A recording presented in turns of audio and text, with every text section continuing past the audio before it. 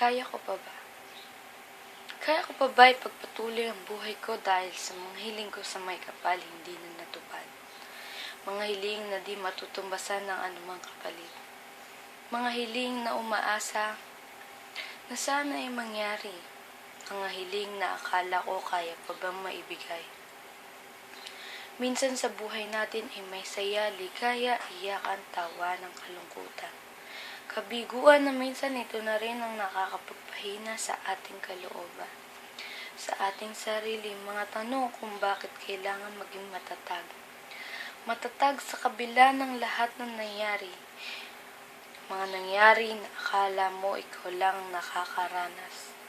Mga pangyayari na akala mo ikaw lang ang may ganitong problema.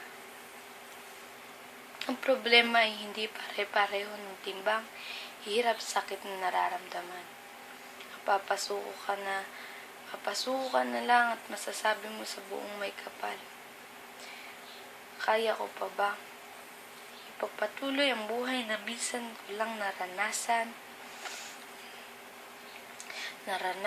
ang magmahal, sumaya, masaktan, umiyak, magmukmok itong buhay na ito. Kailangan ko na ipagpatuloy. Patuloy para sa mga mahal ko sa buhay, pati na rin sa aking sarili. Minsan tinatago na lang ang sarili ko sa mga pader na humaharang sa kalungkutan ko, pader na di maaabot para bang isang kalangitan. Tinadaan na lang sa tawa, ngiti ang mga problema na para bang isang karsada. Hinihintay kung may katapusan pa ba.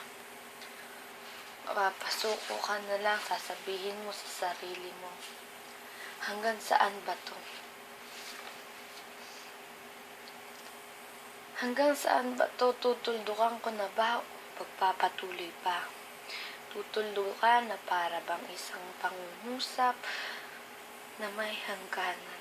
O ipagpapatuloy na parang walang katapusan sa pagharap ng realidad. Pero isa lang masasabi ko, mahalin mo ang iyong sarili bago ka magmahal ng ibang tao.